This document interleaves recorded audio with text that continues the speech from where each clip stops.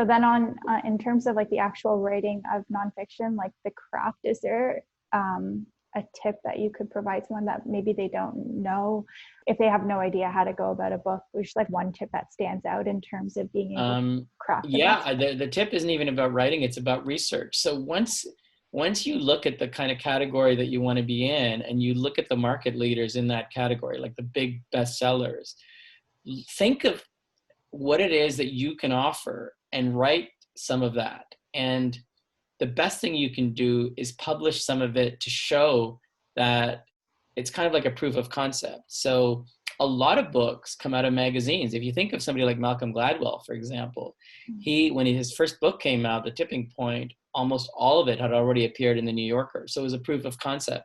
He'd done the research, he'd done the storytelling, he published it as an article, then he put them all together, and he obviously planned it, but all the articles answered the same question, which is, how do small, seemingly insignificant things end up becoming, huge trends? Right. How Okay. do Yeah. small things become big things? So he knew what he was doing with the articles. And so you as a writer, if you can kind of prove yourself by publishing, it doesn't have to be with the New Yorker. That's almost impossible for most people to get in there. But if it could be like a blog entry that goes viral a bit because people are like, this is awesome what this person's done. Or if it's a video on YouTube or a TED Talk, these things it can be almost anything that kind of engages people. Then that proof of concept is really vital. Okay. Yeah, no, thank you so much. That's so helpful. And is there anything that I didn't ask you particularly about nonfiction writing that you think people should know? I would say, now some people out there that are like Pulitzer Prize winning journalists are going to probably disagree with me, but I would say that if you want to write and you kind of look at writing fiction and you're like, I can't write short stories, it's too hard.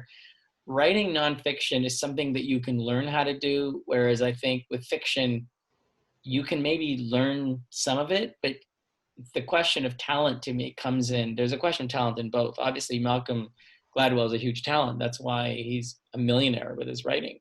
But there are a lot of people that have just learned the craft of writing like journalistic pieces or personal essays, and a lot of that is learnable because it's just a question of doing research and figuring out what you're going to write about. I mean, if it's a personal essay, the research is in yourself and in your own experience. And it's just a question of writing it, with a bit of flair. And the flair part, maybe not everybody can learn, but most people that are writing are also readers. And, you learn, you educate yourself as a writer by reading everything that's out there, and you figure out who you are by being different from everybody else. It's just like in life, we identify ourselves as, I'm different than all my friends in this way, but I love all these people and we all have different tastes, and you respect that. So you kind of differentiate yourself. And in the writing world, your voice and your expertise and your approach, all these things, and the people that are drawn to you, these are the ways that you distinguish yourself as a writer.